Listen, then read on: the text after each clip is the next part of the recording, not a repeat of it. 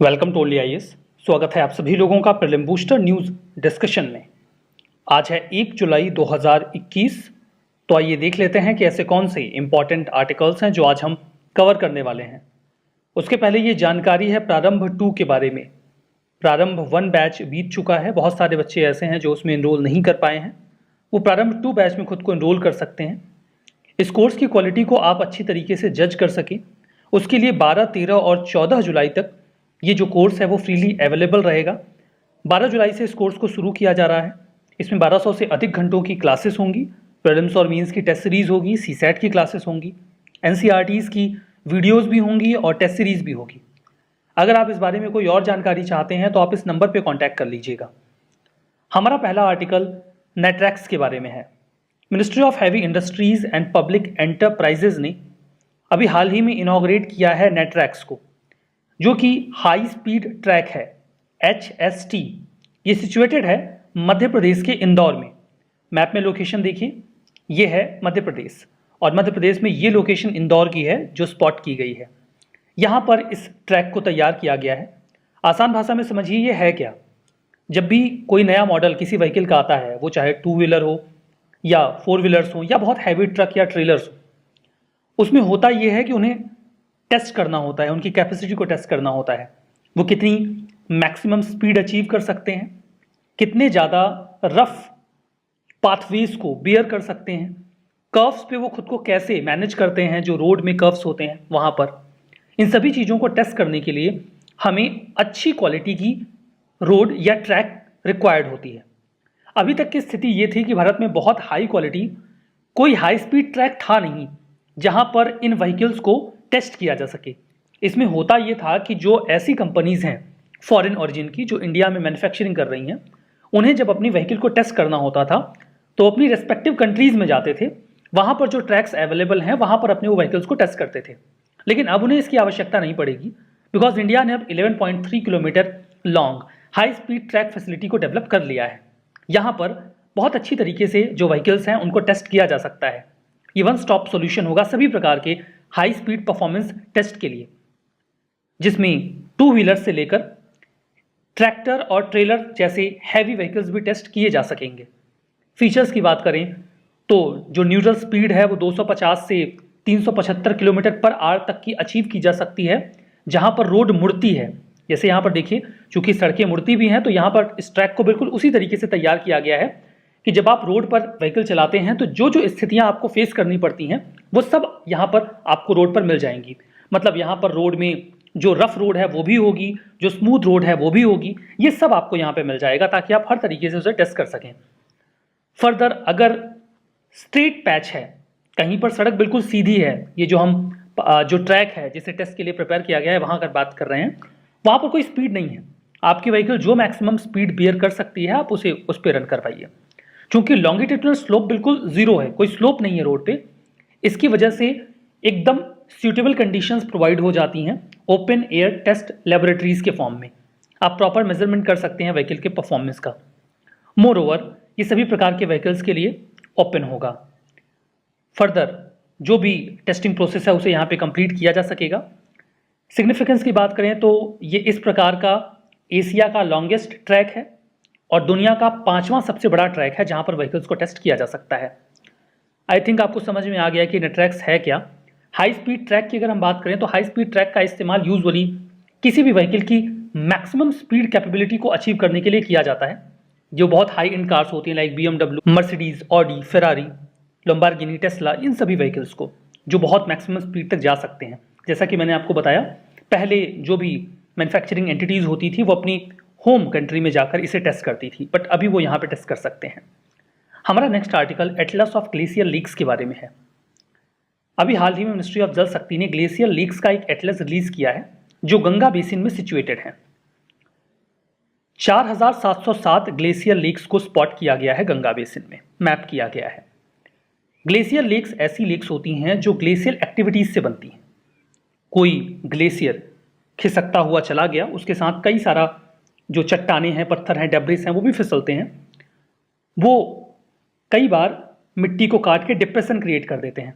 Further जो existing depression है जब ग्लेशियर पिघलता है तो वो पानी नदियों में न जाकर उन डिप्रेशंस में जाके इकट्ठा हो जाता है। तो इस प्रकार की लेक्स को कहा जाता है ग्लेशियल लेक्स। यहां पर जो मैपिंग की गई है ग्लेशियल लेक्स की, वो ऐसे लेक्स हैं जिनका स्प्रेड, जिनका एरिया 0.25 हेक्टेयर से अधिक है।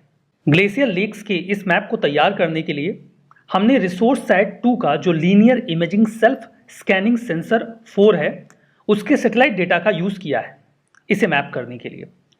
जो एटलस है जिसे अभी तैयार किया गया है, ये आपको मिल जाएगा भुवन पोर्टल पे, जो नेशनल रिमोट सेंसिंग सेंटर से बिलोंग करता है। फर्दर इंडिया का जो WRIS पोर्टल है, नेशनल हाइड्रोलॉजी प्रोजेक्ट की जो वेबसाइट है, इन सभी जगहों पर ये मैप आपको अवेलेबल मिलेगा। अगर हम NHP का जो ये भुवन पोर्टल है इसकी बात करें, तो नेशनल हाइड्रोलॉजी प्रोजेक्ट या फिर NHP भुवन पोर्टल ये एक रिपोजिटरी है इंफॉर्मेशन की, जो कई सारे इनिशिएटिव्स लिए जाते हैं NRSC के द्वारा। NRSC का यहाँ पर मतलब है नेशनल रिमोट सेंसिंग सेंटर, ठीक है। ये जो भी इनिशिएटिव्स लेते हैं उनका डेटा यहाँ पर इकट्ठा किया जाता है। जो भी नेशनल हाइड्रोलॉजी प्रोजेक्ट के तहत एक्टिविटीज़ की जाती हैं उनका भी डेटा यहाँ अवेलेबल होता है। पोर्टल एक प्रकार से फैसिलिटी प्रोवाइड करता है कि आप रिपोर्ट्स को डाउनलोड कर सकते हैं और जो भी नॉलेज प्रोडक्ट्स हैं जिन्हें NRSC ने डेवलप किया है। अगर हम नेशनल हाइड्रोलॉजी प्रोजेक्ट की बात करें, ये सेंट्रल सेक्टर स्कीम है। इसे department of water resource, river development and Ganga rejuvenation के द्वारा, जो कि मिनिस्ट्री ऑफ जल शक्ति के तहत काम करती है, उन्होंने ही इसे लॉन्च किया था। और जब इसे लॉन्च किया गया था तो फाइनेंशियल मदद मिली थी हमें वर्ल्ड बैंक से। ऑब्जेक्टिव ये है कि जो वाटर रिसोर्स की इंफॉर्मेशन है वो हम सभी लोगों तक पहुंचाएं। फर्दर इंडिया की इंस्टीट्यूशनल कैपेसिटी को इन्हेंस किया जाए ताकि हम अच्छी प्लानिंग बना सकें और पूरे भारत में जो वाटर रिसोर्सेस हैं उनका अच्छा मैनेजमेंट कर सकें। प्रोजेक्ट में 4 ब्रॉड कंपोनेंट्स हैं। एक तो इन सीटू मॉनिटरिंग सिस्टम, दूसरा है स्पेशियल इंफॉर्मेशन सिस्टम, तीसरा है promoting water resource operation and management application, और चौथा है strengthening water resource institutions and capacity building. इस पूरे इनिशिएटिव को इंप्लीमेंट किया जा रहा है नेशनल रिमोट सेंसिंग सेंटर यानी कि NRSC के द्वारा। तो अब आइए एक रेफरेंस क्वेश्चन देख लेते हैं। ऑब्वियसली ये ग्लेशियर लेक्स के ऊपर नहीं है, रेफरेंस क्वेश्चन है। इसमें आपसे पूछा गया है कि कौन से ग्लेशियर से कौन से रिवर निकलती है। पहला है बंदरपूंछ यमुना, दूसरा है बाराशिंगरी चेनाब, तीसरा मिलान मंदाकिनी, चौथा सियाचिन नुब्रा और पांचवा जेमू मानस। आपको बताना है कि कौन सा मैच सही है, कौन सा गलत है। अगर आप अपना जवाब सोच चुके हों, आपने अंदाज़ा लगाया हो तो ठीक है, नहीं तो इसका जो सही जवाब है दैट इज़ A 1, 2 एंड 4। मतलब ये और ये करेक्टली मैच्ड हैं और बाकी जो दोनों हैं तीसरे और पाँचवें वो गलत हैं। हमारा नेक्स्ट आर्टिकल मेंडेज प्रिंसिपल के बारे में है। मेंडेज एंटी टॉर्चर प्रिंसिपल को यूज़ किया जा सकता है अगर किसी व्यक्ति को गिरफ्तार किया गया है तो उससे इंफॉर्मेशन ऑब्टेन करने के लिए। ऐसा करके हम टॉर्चर के यूज़ को कम कर सकते हैं। चलिए मैं आपको बता देता हूँ, इसे डेवलप किया गया था मिस्टर मेंडेज के द्वारा, जो कि अर्जेंटीना के नेटिव थे। इन्हें UN का स्पेशल रिपोर्टर ऑन टॉर्चर भी बनाया गया था। अर्जेंटीना में जब डिक्टेटरशिप हुआ करती थी तो इन्हें गिरफ्तार किया गया था लगभग 1 साल के लिए, जहां इन्हें काफ़ी ज़्यादा टॉर्चर किया गया था। बाद में जब इन्हें छोड़ा गया तो इन्होंने ऐसा एक प्रिंसिपल डेवलप किया कि अगर किसी व्यक्ति को डिटेन किया गया है, गिरफ्तार किया गया है, तो बिना टॉर्चर के भी उससे जानकारी निकाली जा सकती है।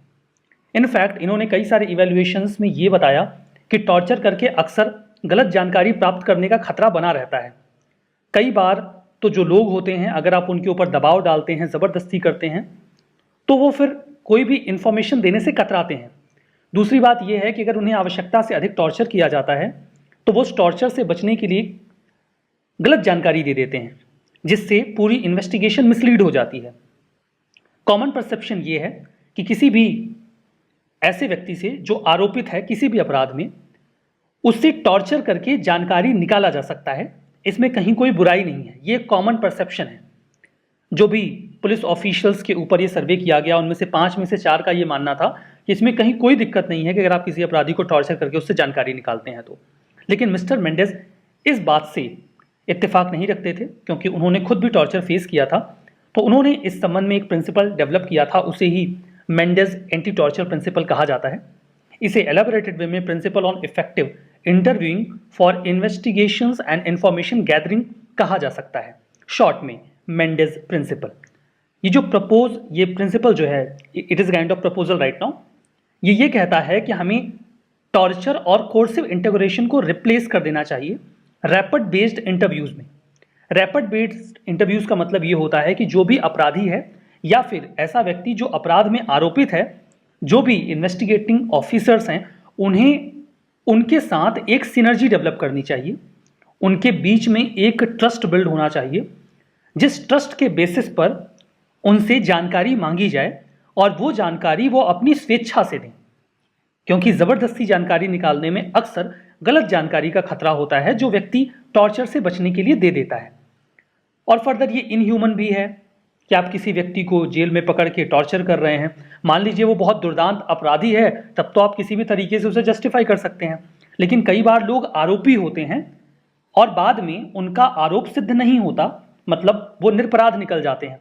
ऐसी कंडीशन में उनके खिलाफ जो टॉर्चर किया जाता है वो बहुत ही ज़्यादा अनजस्टिफाइड होता है। इन दैट केस अगर इन्वेस्टिगेटिंग ऑफिसर्स आपस में ट्रस्ट बनाकर, सिनर्जी बनाकर इंफॉर्मेशन निकालते हैं, that will be more better. Further किसी भी व्यक्ति को टॉर्चर फेस ना करना पड़े, इसके लिए प्रॉपर लीगल और प्रोसीजरल सेफगार्ड्स भी होने चाहिए।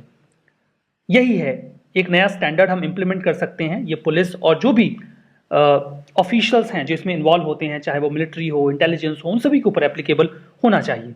ठीक है, इससे ह्यूमन राइट को हम रेस्पेक्ट कर पाएंगे और सही जानकारी भी इकट्ठा कर पाएंगे।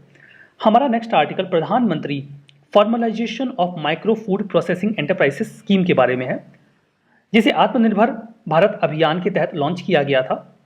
29 जून को इसने अपना 1 साल पूरा किया। Ministry of food processing industries ने इसे लॉन्च किया था। फूड प्रोसेसिंग इसलिए ज़रूरी होती है बिकॉज कई सारे ऐसे फूड आइटम्स होते हैं या फ्रूट्स होते हैं, वेजिटेबल्स होते हैं जो बहुत जल्दी ख़राब हो जाते हैं। अगर हम उन्हें प्रोसेस कर लें तो फिर उनकी ड्यूरेबिलिटी को बढ़ाया जा सकता है। बहुत अच्छा एग्जांपल है कि आप टमाटर से केचप बना लीजिए, लंबे समय तक चलेगा और आप उसे आसानी से बेच सकते हैं, जबकि टमाटर तो ख़राब हो जाएगा ना 4-6 दिन में। ये सेंट्रली स्पॉन्सर्ड स्कीम है। गवर्नमेंट ऑफ इंडिया इसमें 60% हिस्सा देती है और राज्यों को 40% हिस्सा देना होता है। इस स्कीम को 2020-21 से 24-25 के बीच में इम्प्लीमेंट किया जाएगा। कई सारे इसके फीचर्स हैं, जिसमें एक इंपॉर्टेंट फीचर है one district one product approach. इसमें हम एक जिले से एक प्रोडक्ट को चूज़ कर लेंगे जिसका रॉ मटेरियल ईजिली अवेलेबल हो और फिर उसे प्रमोट किया जाएगा। ये पेरिसेबल प्रोड्यूस बेस्ड या फिर सीरियल बेस्ड प्रोडक्ट्स भी हो सकते हैं, फूड आइटम्स हो सकते हैं जैसे mango, potato, pickle, millet based products, fisheries, poultry, ये भी हो सकते हैं। कुछ और भी फोकस एरियाज हैं like waste to wealth products बना सकते हैं, माइनर फॉरेस्ट प्रोडक्ट्स को फोकस किया जा सकता है, एस्पायरेशनल डिस्ट्रिक्ट्स को टारगेट किया जा सकता है।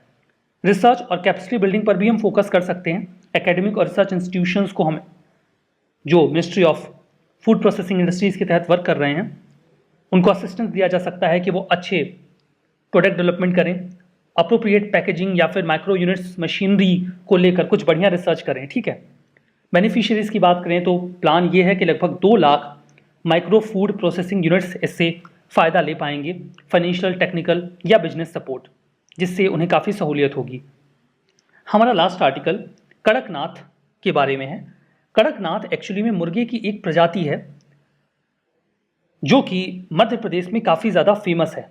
मध्य प्रदेश में स्पेसिफिकली झाबुआ और धर डिस्ट्रिक्ट में कोविड-19 पैंडेमिक आने के बाद इसकी डिमांड काफ़ी ज़्यादा बढ़ गई है। लोग इसे ज़्यादा कंज्यूम कर रहे हैं अपनी इम्यून सिस्टम को बेहतर करने के लिए। ये चिकन की एक ब्रीड है जो वेस्टर्न मध्य प्रदेश में काफ़ी पॉपुलर है। 2017 में इसे जीआई टैग मिल गया था, उसके बाद से तो ये काफ़ी ज़्यादा हाईलाइटेड रहा। ये अपने ब्लैक मीट के लिए पॉपुलर है। इसकी मीट क्वालिटी, टेक्सचर, टेस्ट काफ़ी अच्छा होता है और कुछ मेडिसिनल वैल्यू भी होती है। बेनिफिट्स की बात करें तो इसमें कोलेस्ट्रॉल काफ़ी कम होता है और प्रोटीन कंटेंट काफ़ी ज़्यादा होता है। दैट्स वाई इसे बहुत ज़्यादा पसंद किया जाता है। कुछ स्टेटमेंट हैं, आप ट्रू एंड फॉल्स बताइए। प्रधानमंत्री formalisation of micro food processing enterprises की ministry of commerce and industry के तहत मेंडेस प्रिंसिपल एंटी कन्वर्जन प्रिंसिपल है। Net tracks 11.3 kilometre long high speed track है। National hydrology project ministry of earth and sciences ने launch किया है। बताइए कौन सा स्टेटमेंट सही है, कौन सा गलत। जवाब कमेंट बॉक्स में दीजिएगा। सेशन की पीडीएफ ओनली आज के टेलीग्राम चैनल पे मिलेगी। अगर आपने ज्वाइन नहीं किया है तो कर लीजिएगा, बिकॉज इस पूरे सेशन की पीडीएफ या किसी भी अन्य डॉक्यूमेंट को पाने का वही एक तरीका है। वहां पर आप खुद को ज्वाइन कर सकते हैं। ओनली आज नथिंग एल्स। आप सिंपली टेलीग्राम में जाके सर्च कर लीजिएगा। 1 लाख से ज़्यादा सब्सक्राइबर्स वाला चैनल आपको दिख जाएगा, आप उसे ज्वाइन कर सकते हैं। आज के इस सेशन में बस इतना ही। बहुत बहुत धन्यवाद।